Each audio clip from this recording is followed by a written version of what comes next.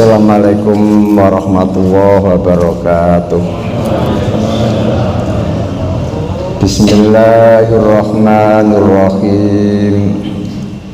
Alhamdulillahi rabbil alamin. Wassalatu wassalamu ala nabiyyinal amin Muhammadin wa alihi wa sahbihi ajma'in, amma ba'du.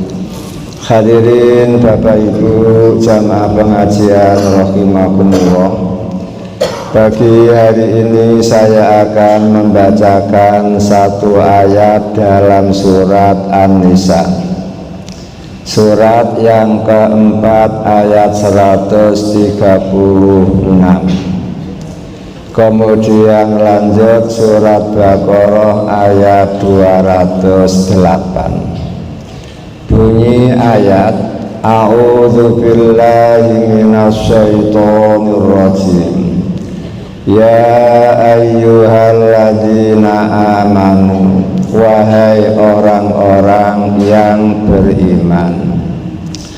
Aminu, berimanlah kalian, billahi dengan Allah, wa rasulihi dan rasulnya, wal kitabi dan kitab, alladzi nazzala yang Allah turunkan, ala rasulihi atas rasulnya, wal kitabil ladzi anjala dan kitab yang Allah turunkan sekaligus, min qablu dari sebelumnya.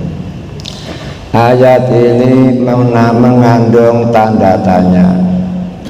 Mengapa Allah sudah memanggil dengan ucapan ya ayyuhalladzina amanu, wahai orang-orang yang telah beriman.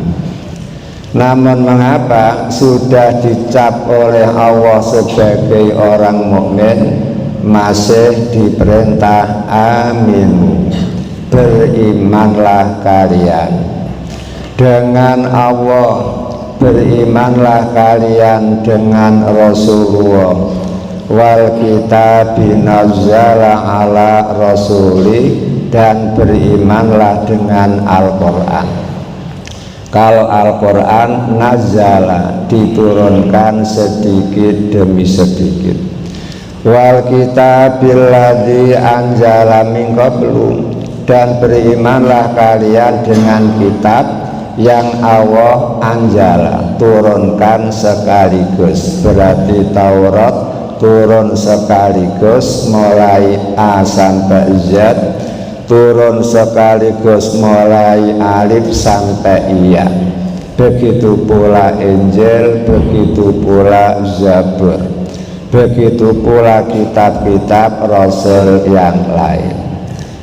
Mengapa sudah beriman masih disuruh untuk beriman? Mungkin jawabannya karena masih banyak orang-orang yang beriman tapi belum mukhlison, belum murni, sehingga keimanannya itu masih bercampur dengan kesyirikan.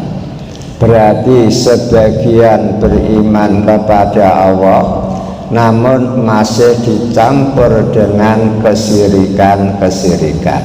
Berarti imannya belum mi'ah fil mi'ah, belum 100%. Kemudian dalam surat Baqarah ayat 208 Allah Ta'ala mengatakan ya ayyuhalladzina amanu udkhulu fis-silmi kafah, wahai orang-orang yang telah beriman, masuklah kalian di dalam Islam secara total.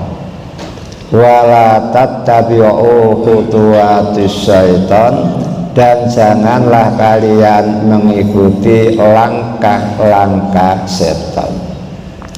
Innahu lakum aduwwum mubin, sesungguhnya setan untuk kalian musuh yang nyata. Ayat ini pun sama, sudah dipanggil oleh Allah sebagai orang mukmin. Namun mengapa masih disuruh untuk masuk Islam secara total? Ini menunjukkan bahwa banyak orang-orang yang beriman, orang-orang yang mengaku berislam, namun Islamnya belum total, sehingga na'malu ba'dhan wa natruku ba'dhan, sebagian ajaran Islam dilakukan, seperti sholat dilakukan, puasa dilakukan, haji dilakukan, namun wa natruku ba'dhan, kami tinggalkan sebagiannya. Apa itu?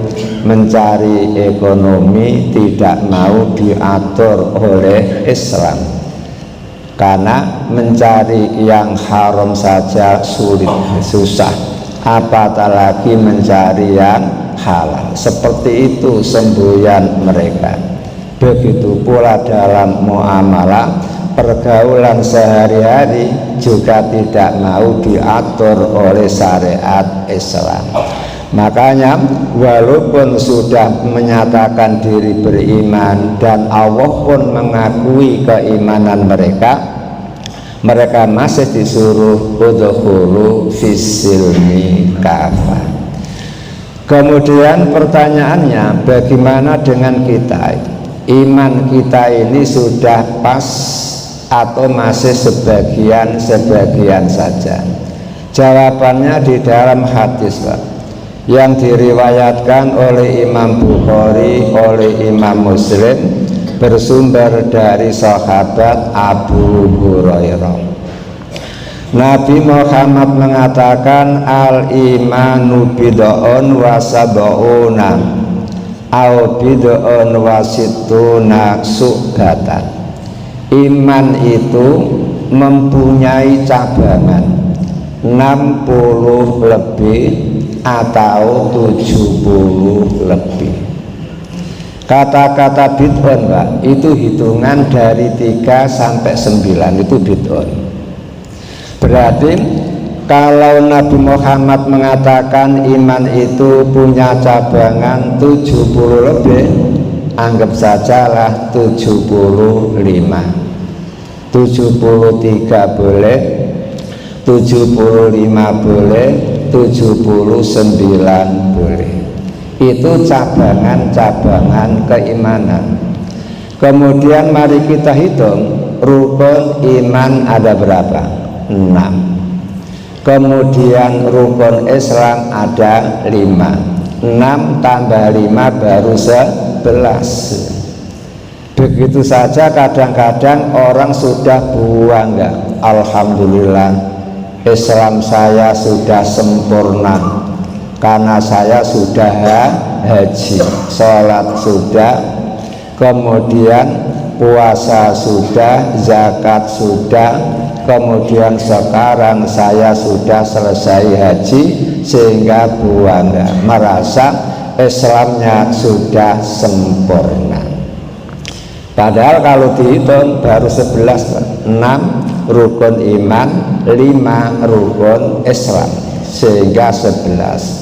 Lah kalau cabangan-cabangan iman itu 75, berarti kan masih 64 yang belum dilaksanakan. Mana mungkin bisa dianggap sempurna, mana mungkin janji-janji Allah akan dipenuhi kepada orang-orang mukmin wong imannya masih sebagian saja, belum total. Lah kemudian cabangan iman sebanyak 70 lebih itu apa saja? Jawabannya mudah, Pak. Cari sendiri di dalam Al-Quran. Cari sendiri dalam Al-Quran. Untuk mengetahuinya gampang.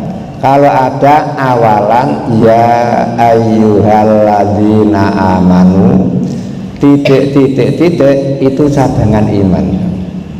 Berarti umpama ya ayyuhalladzina amanu atii'allah wa atii'ur rasul, berarti taat kepada Allah satu cabang dari keimanan, taat kepada Rasul itu pun satu cabang dari keimanan.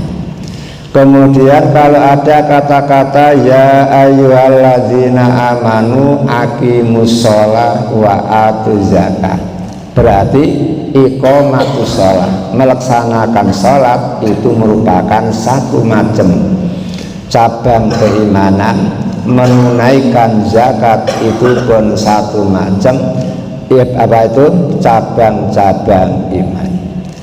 Termasuk pula ini ya ayyuhalladzina amanu in ja'akum fasiqun binaba'in fatabayyan, wahai orang-orang yang beriman, jika datang kepada kamu seorang fasik membawa berita, fatabayyanu, adakan cross check dulu, jangan ditolak, karena berita itu penting, tapi jangan langsung ditolak karena belum tentu benar.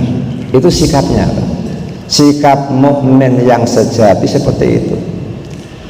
Kalau ada berita sampai ke telinga kita, Pak, tidak boleh kita tolak langsung karena berita itu penting.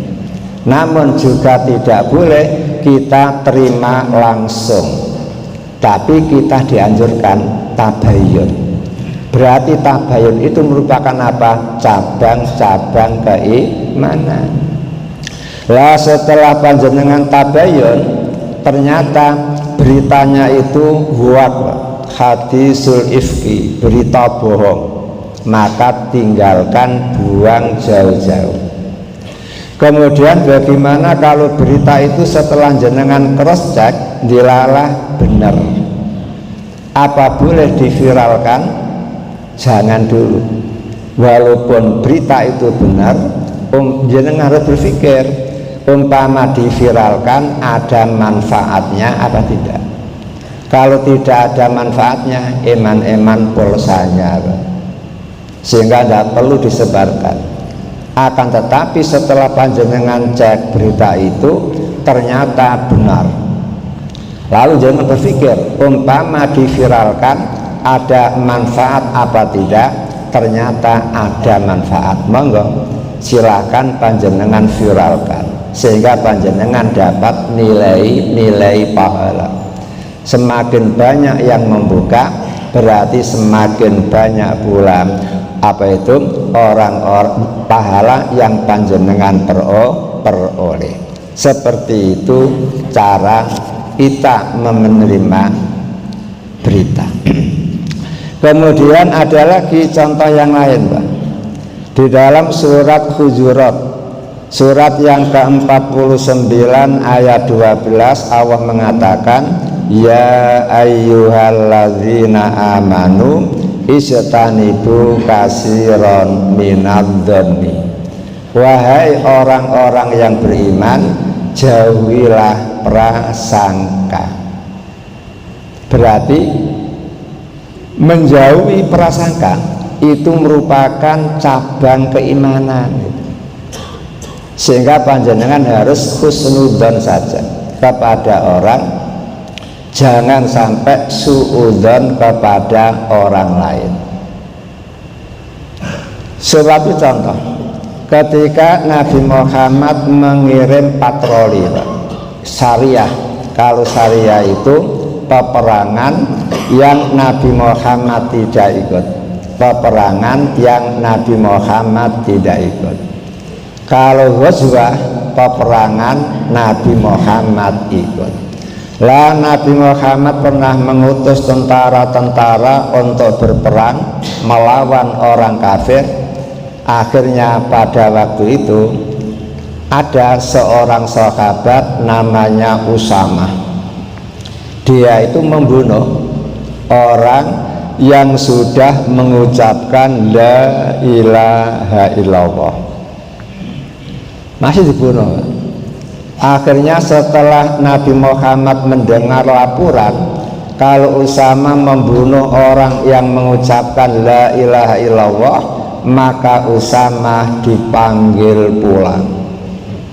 Setelah sampai di rumah, Nabi Muhammad tanya, wahai Usama, aqatalta, apakah kamu membunuh orang yang sudah mengucapkan la ilaha illallah? Kata Usama, na'am, nggih saya bunuh. Limadza, kenapa?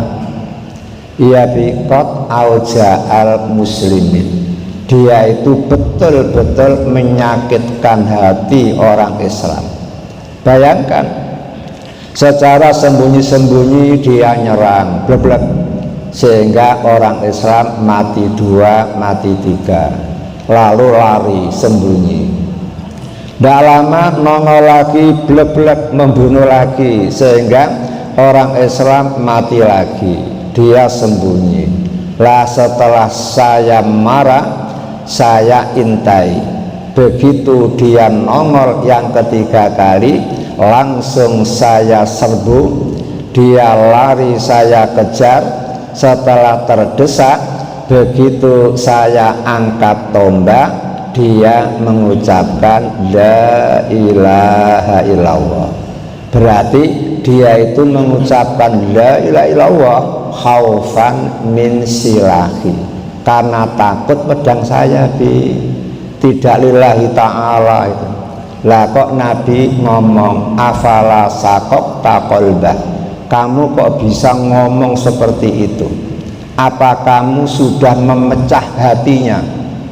Kemudian kamu buka hati dia, kemudian kamu tahu bahwa dia mengucapkan itu karena takut kepada pedang kamu. Begitu Pak.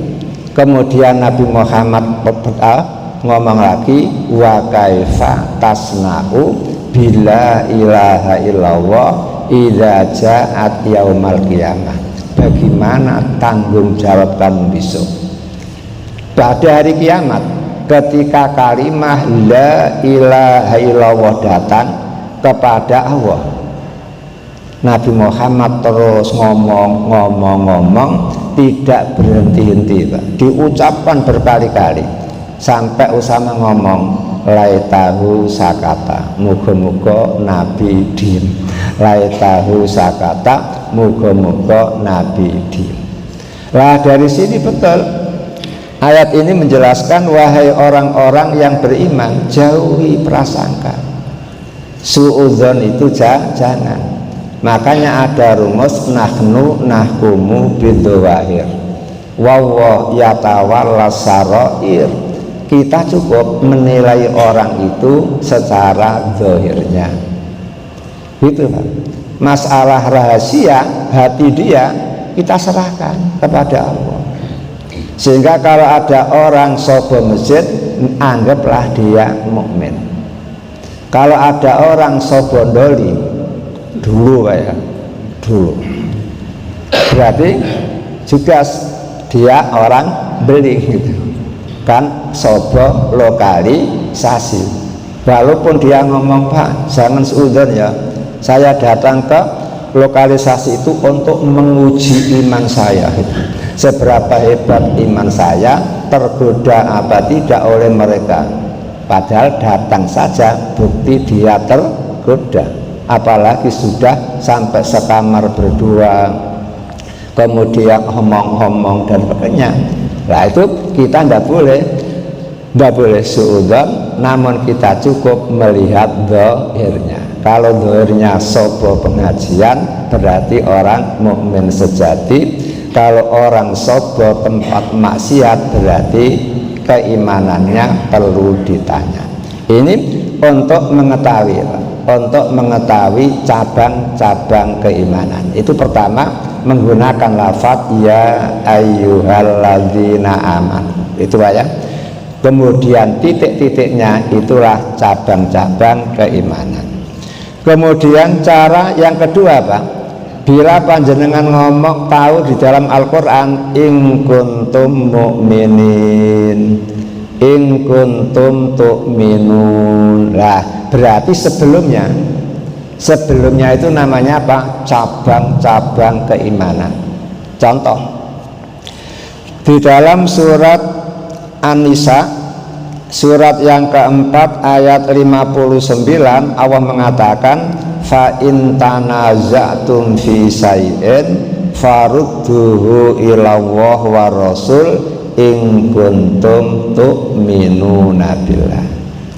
Wahai orang Islam, apabila kalian berselisih dalam suatu urusan, maka kembalikan urusan itu kepada Allah, itu Al-Quran, wa rasul, kembalikan urusan itu kepada Rasul alias hadis. Sehingga kalau ada orang berselisih tentang suatu permasalahan, supaya tidak berlarut-larut sehingga menjadi perpecahan, maka harus segera dikembalikan kepada Al-Quran. Mana Qurannya, ada apa tidak. Kalau Al-Quran tidak ada, ya wa rasul, kembalikan kepada Rasul. Hadisnya ada apa tidak? Kalau tidak ada, ya minimal kepada ijma' para ulama, kesepakatan para ulama. Kemudian kalau ijma' pun tidak ada, ya kembali kepada kias, itu dikiaskan. Suatu contoh, Pak, kalau ada orang perempuan, orang laki-laki menuduh istrinya berbuat zina, maka tuduhan itu baru dianggap sah kalau ada 4 orang saksi. Bila tidak ada 4 orang saksi, maka si penuduh wajib dihukum, yaitu didera 80 kali. Kecuali kalau si penuduh mau bersumpah 4 kali ditutup dengan kata laknat 1 kali. Sekarang pertanyaannya, bagaimana kalau ada perempuan menuduh suaminya berzina, tidak ada 4 orang saksi, apa hukumannya, Pak? Tidak ada. Dalam Al-Quran tidak ada, dalam Al-Hadits tidak ada. Yang ada hanya laki-laki menuduh istrinya. Nah sekarang kalau tidak ada, apa gratis? Nah, tentu tidak bisa. Lalu bagaimana cara selesainya? Cara penyelesaiannya adalah dikiaskan. Kalau suami menuduh istri berbuat zina tanpa 4 orang saksi, harus didera 80 kali. Otomatis kalau ada istri menuduh suami tanpa 4 orang saksi, ya harus didera 80 kali. Sama dengan budak. Kalau ada budak perempuan berbuat zina, maka didera 50 kali. Sekarang bagaimana kalau budak laki-laki berbuat zina? Tidak ada keterangan, di Quran tidak ada, di hadis tidak ada, maka kembali kepada apa? Kias, dikiaskan. Kalau budaklah perempuan saja berbuat zina, didera separuh dari orang merdeka, yaitu 50 kali, maka budak laki-laki yang berbuat zina ya didera 50 kali. Seperti itu. Kemudian contoh yang lain, Pak, wa 'alallah fatawakkalu in kuntum mu'minin. Kepada Allah lah kalian harus bertawakal, in kuntum mu'minin, jika kamu betul-betul mukmin. Berarti apa? Tawakal itu termasuk su'batun min su'abil iman, satu cabang dari sekian banyak cabang-cabang keimanan. Begitu, Pak, ya? Sehingga kalau panjenengan membaca Quran gampang. Kalau ada kata-kata ya ayyuhalladzina amanu, lanjutannya itu cabang keimanan. Kalau panjenengan membaca Al-Quran ada kata-kata in kuntum mu'minin, in kuntum tu'minuna berarti sebelumnya itu merupakan cabang-cabang keimanan, sehingga terkumpul 70 lebih cabangan iman sebanyak 70 lebih. Kemudian perlu diingat, cabangan iman itu ada yang tarkuhu kufrun, bila ditinggalkan menyebabkan orang jadi kafir, imannya hilang. Apa itu? Qaulu la ilaha illallah, afdaluha, cabang iman yang paling istimewa adalah qaulu la ilaha illallah, tidak ada Tuhan yang berhak untuk disembah kecuali Allah. Ini cabangan iman, Pak. Sehingga kalau ada orang ngaku Islam tapi tidak mau mengucapkan la ilaha illallah, berarti kufur, berubah menjadi orang kafir. Kemudian termasuk salat. Salat itu merupakan cabangan iman, tarkuha kufrun, yang bila ditinggalkan menyebabkan orang jadi kufur. Sehingga Nabi Muhammad mengatakan, man taraka sholata faqad kafaru, siapa yang meninggalkan sholat maka kufurlah dia. Walaupun ulama di dalam menafsirkan hadis ini ada dua. Pertama, taroka, orang meninggalkan itu ada sebab. Apa sebabnya? Kalau sebabnya dia meninggalkan sholat karena yakin sholat itu tidak wajib, yakin sholat itu tidak merupakan perintah Allah, maka kufur, menjadi kafir. Akan tetapi ada yang paham, taroka, kalau ada orang meninggalkan sholat hanya karena malas, dalam hati dia yakin sholat itu perintah agama dan wajib untuk dikerjakan, namun karena malas akhirnya tidak sholat. Lah begini, ini dia dianggap masih tetap beriman, berislam. Karena apa? Sudah mengucapkan asyhadu alla ilaha illallah. Dan ini perlu diketahui. Karena apa? Kadang-kadang yang repot tuh Pak Mudin itu, tonggonya tidak pernah sholat, kemudian wafat, namun KTP-nya Islam, disolati apa tidak? Nah, untuk mengetahui dia tidak sholat itu karena ingkar atau karena malas, itu susah, Pak. Susah, sehingga rata-rata yang terpaksa mensolati Pak Mudin, yang lain mundur, tidak berani. Karena apa? Wala tusolli ala ahadin minhum mata abadan wala takum ala qabri innahum kafaru billah.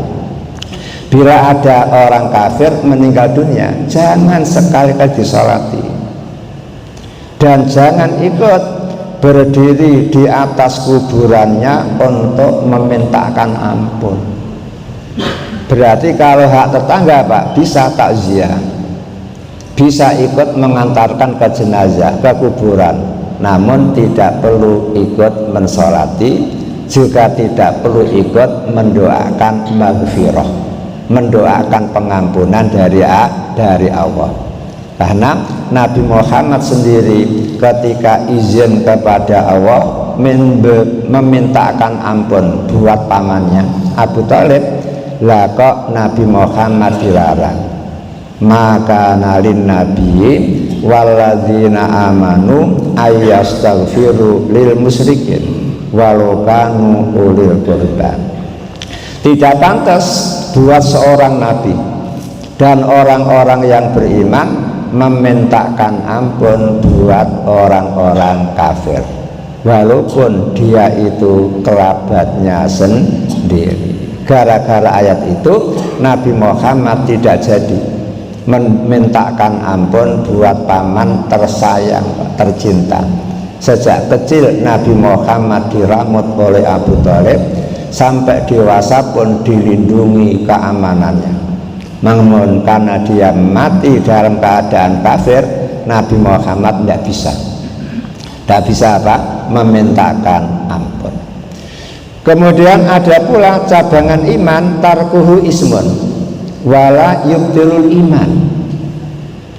Bila ditinggalkan hanya menyebabkan dosa, namun iman tidak rusak.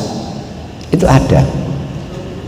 Sehingga banyak sekali orang-orang yang masih melakukan apa itu, diantaranya zina. Berapa banyak orang-orang yang mengaku diri sebagai orang Islam namun masih berbuat zina.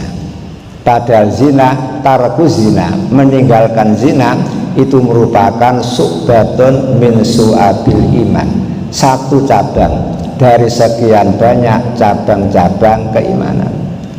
Namun iman dia tidak dianggap batal, Islam dia tidak dianggap batal. Kemudian poin berikutnya apa? Wasu'abul iman arba'atu anwa. Cabangan-cabangan iman itu, Pak, bisa dibagi menjadi 4 kelompok. Dibagi menjadi 4 kelompok. Pertama, cabangan iman yang bisa dilakukan oleh orang per orang.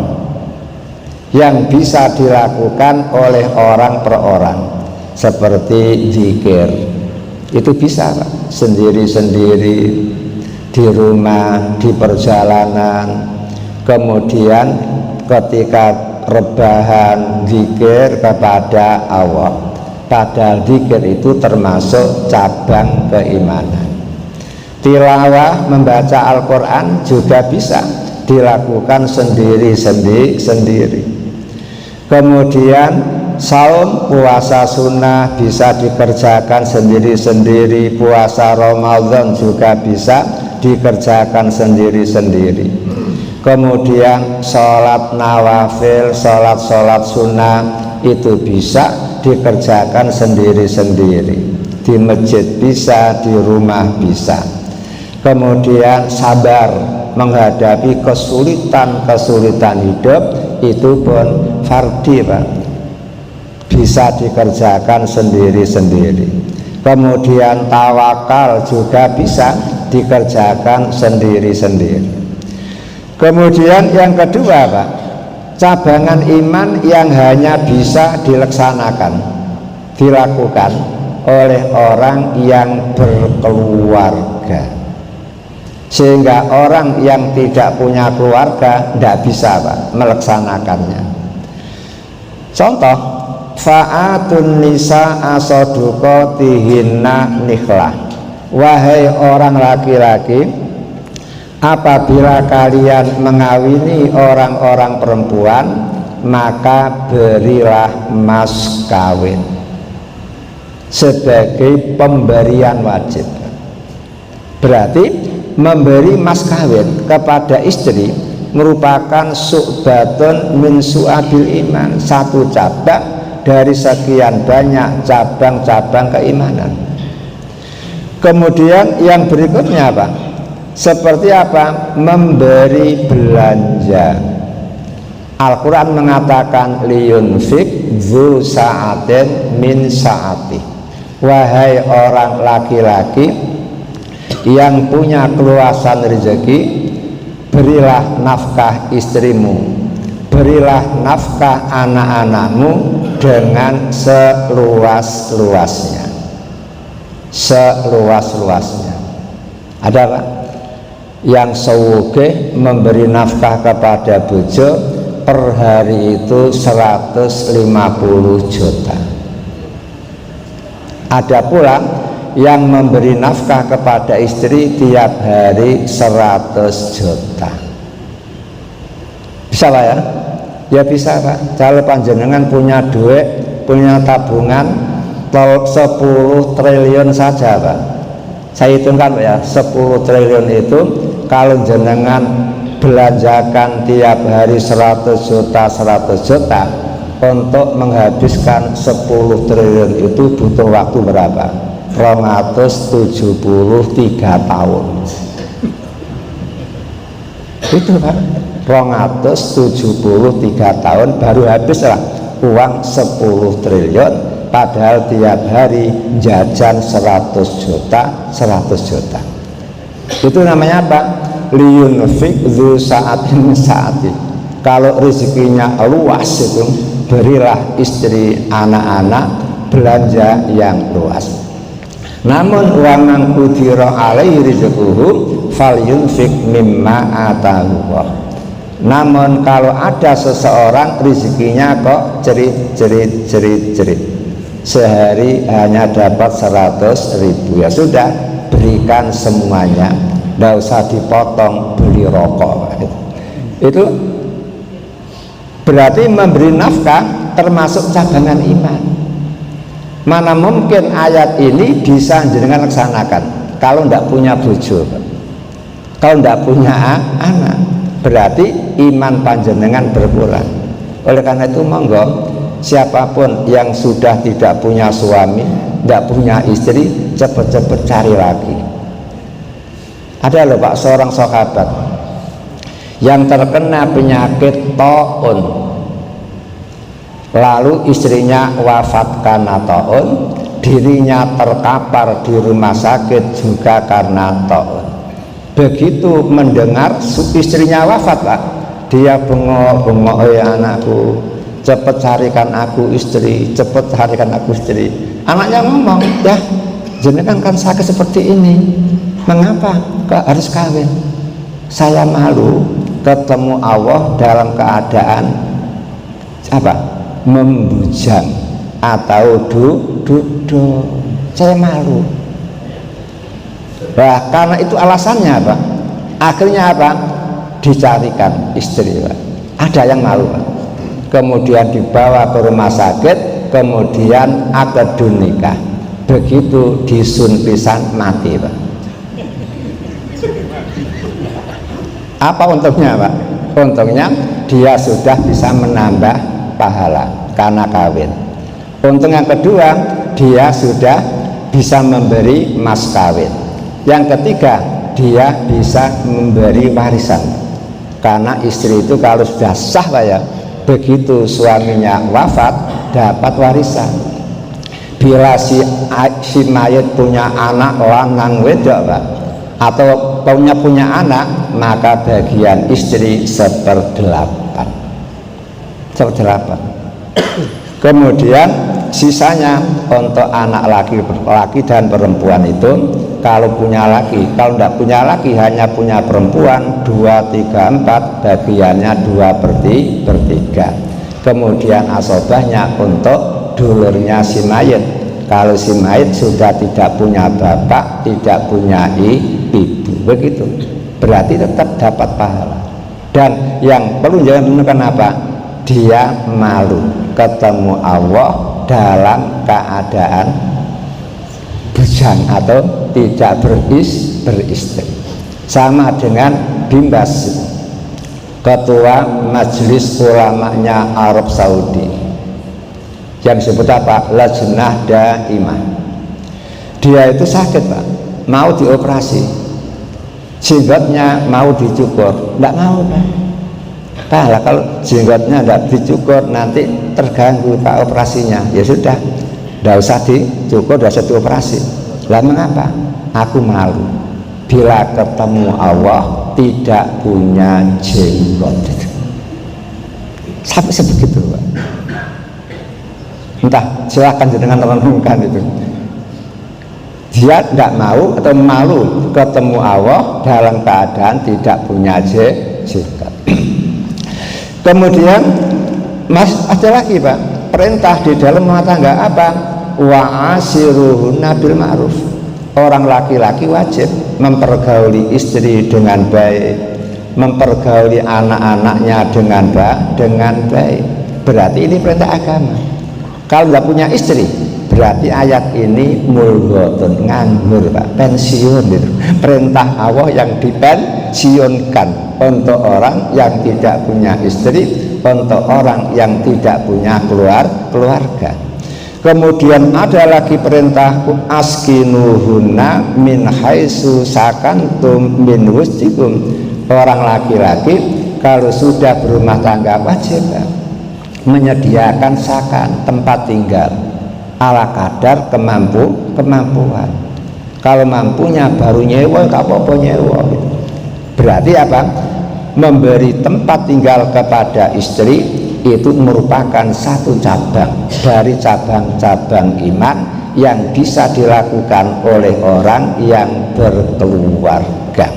Sehingga orang yang tidak punya keluarga tidak bisa melaksanakan perintah itu. Kemudian ada lagi Pak, yang lebih berat Pak, surat Tahrim, surat yang ke-66 ayat 6. Allah mengatakan ku anfusakum wa ahlikum naro. Diawali dengan apa? Ya ayyuhalladzina amanu ku anfusakum wa ahlikum naro. Wahai orang mukmin, jaga dirimu dari api neraka, jaga istrimu dari api neraka, jaga anak-anakmu dari api neraka. Bagaimana Pak caranya Pak menjaga anak bucu dari neraka? Kalau jenengan tidak mau jawab, dijawab oleh Umar. Umar ketika mendengar ayat ini turun Pak, langsung datang kepada Nabi, lalu mengatakan, Bi, kami diperintah oleh Allah menjaga diri, menjaga istri, menjaga anak dari api neraka. Kalau saya Bi, menjaga diri saya bisa Bi, lalu bagaimana cara menjaga istri dan anak dari api neraka? Apa perlu saya cancang saja di rumah dan gak kelayapan di mal-mal, di diskotik? Kata Nabi Mahar, bukan begitu, suruhlah istrimu untuk melakukan apapun yang disuruh oleh Allah. Larang istrimu dari apapun yang dilarang oleh Allah.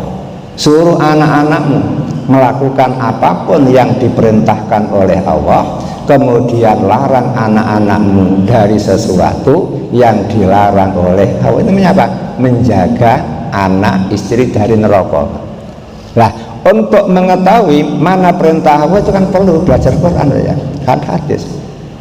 Untuk mengetahui mana larangan Allah itu kan harus belajar Al-Quran dan Al-Hadis. Maka orang tua berkewajiban menanamkan awamirullah, perintah-perintah Allah ke dalam lubuk hati anak-anaknya. Kemudian menanamkan nawahihi, larangan-larangan Allah di lubuk hati anak-anak itu. Sehingga dengan mengetahui, anak tanpa diperintah sudah melakukan sendiri. Karena apa? Tahu ini perintah Allah. Bila dilakukan ada nilai-nilai pahala ini. Bila ditinggalkan ancamannya ini, ancaman itulah. Ilmu itulah Pak yang menyebabkan orang bisa istiqomah di dalam melakukan ibadah kepada Allah Ta'ala. Dengan demikian kesimpulannya apa? Rabi itu merupakan su'batun min su'abil iman, satu cabang dari beberapa cabang keimanan. Dan di dalam rumah tangga ada beberapa cabang-cabang keimanan. Sehingga orang kok tidak kawin berarti imannya kurang sempurna. Karena di dalam perkawinan banyak perintah-perintah agama. Tidak kawin berarti perintah-perintah itu mulgotun nganggo pensiun. Kemudian yang ketiga Pak, cabangan-cabangan iman yang hanya bisa dilaksanakan oleh orang yang bermasyarakat. Cabang-cabang iman yang hanya bisa dilakukan oleh orang yang bermasyarakat. Sehingga orang yang memencilkan diri di gua-gua, memencilkan diri di hutan-hutan, itu tidak bisa melaksanakan. Walaupun di hutan dia sholat terus, puasa terus, zikir terus, membaca Quran terus, ya bagus. Namun masih banyak perintah Allah yang ditinggalkan karena dia tidak bermasyarakat. Kemudian apa? Di antara cabang iman yang berkaitan dengan masyarakat yaitu ta'awanu alal birri wat taqwa. Mana mungkin ayat itu bisa dilaksanakan kalau tidak hidup bermasyarakat. Membantulah kalian alal birri, atas kebaikan-kebaikan yang berkaitan dengan duniawi, wa taqwa, membantulah kalian dengan yang lain pada kebaikan-kebaikan yang berkaitan dengan ukhrawi, sehingga ada bir, ada takwa.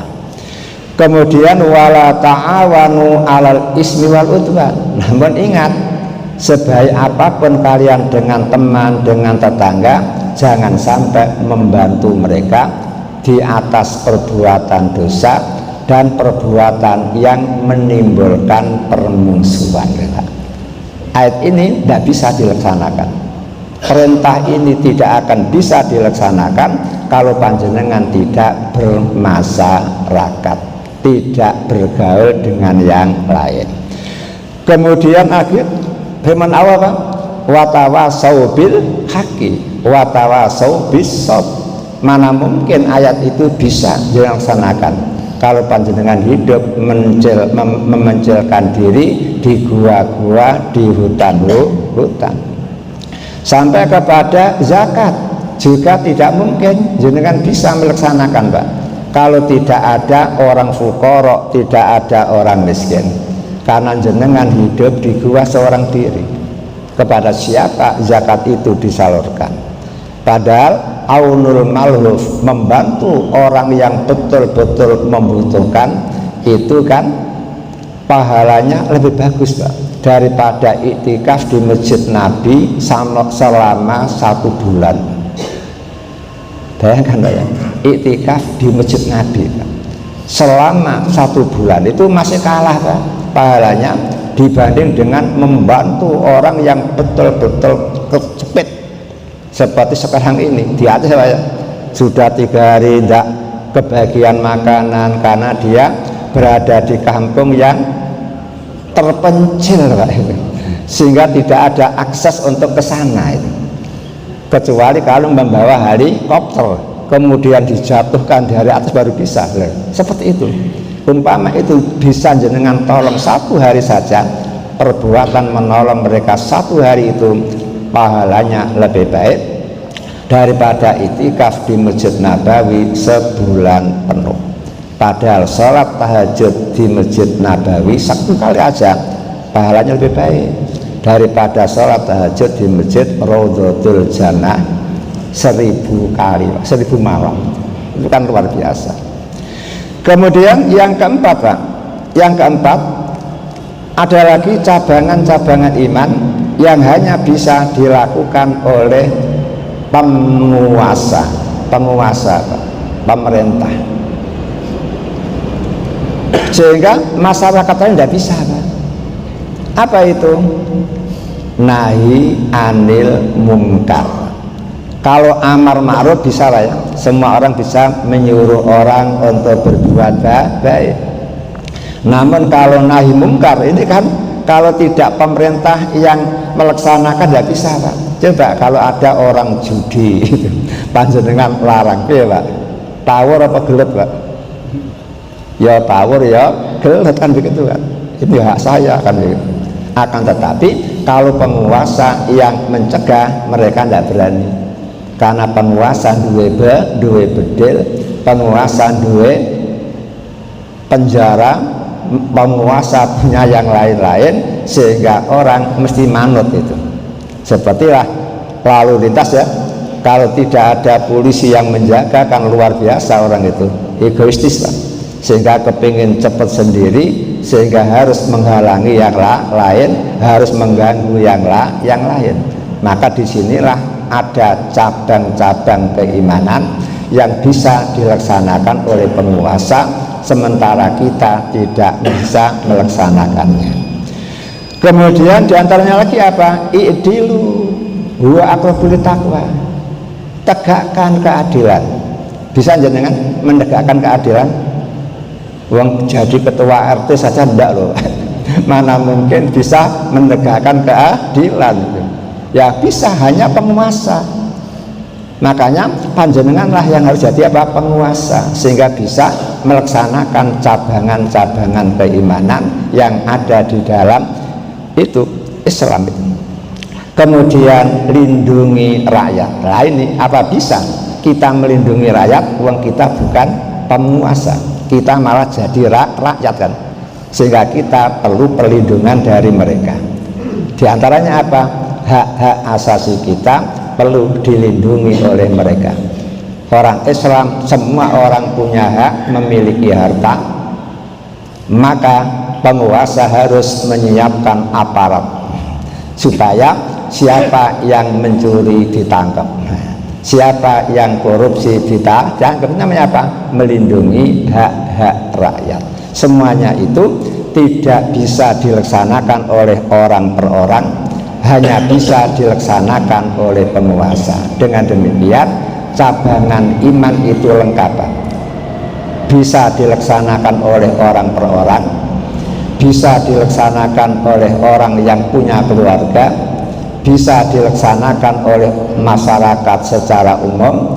Kemudian ada lagi cabang iman yang tidak bisa dilaksanakan kecuali oleh penguasa. Lebih-lebih Pak, masalah zakat Pak ya, khud min amwalihim sodakotan. Khud Pak, berarti apa? Bukan menunggu bola, namun ngambil bola. Sehingga kalau ada tambahan satu menteri Pak, daripada ditambahi menteri kebencanaan ya, mending menteri perzakatan Pak. Nah kalau menteri perzakatan ada enak Pak, berarti apa? Amil-amilnya itu mendata siapa saja orang Islam yang punya toko. Itu Pak, berdirinya kapan? Taruhlah Syawal maka Syawal berikutnya ambil itu datang kepada pemilik toko, Pak sudah 1 tahun, monggo pulau bantu untuk menghitungkan. Dihitungkan Pak, sarimi 40 kardus harganya sekian, Indomie 40, kemudian gula pasir 2 karung harganya sekian, kemudian beras ketan sekian, kemudian beras biasa sekian, kemudian petis 1 blek harganya sekian, kecap sekian, kodi harga sekian. Setelah itu oh ternyata Pak, kekayaan toko panjenengan 1.200.000.000. Jenengan punya pun apa mboten gadah berapa? 200. Nah, berarti apa? Dipotong 200. Berarti 1 miliar itu apa? 1 miliar itu resmi Pak, milik dia. Maka ditarik zakatnya. Berapa zakatnya? Rubu'ul usri, 1/4 dari 1/10. Kalau bahasa panjenengan 2,5%. Kalau 2,5% Pak, jenengan baru bisa ngitung Pak ya, kalau pakai HP Pak. Namun kalau jenengan menggunakan bahasa Nabi, tanpa HP bisa Pak. Rubu'ul usri, 1/4 dari 1/10. 1 miliar bagi 10 berapa? 100 juta.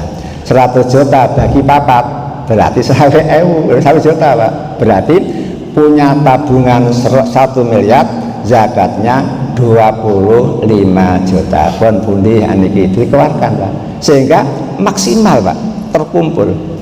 Gara-gara ada menteri perzakatan itu, akhirnya semua orang Islam ketika zakat bisa sempurna. Gara-gara tidak, akhirnya apa? Saenake. Mestinya harus zakat 100 juta karena kekayaannya 4 miliar, tapi dikeluarkan hanya 50, enggak tahu kan begitu.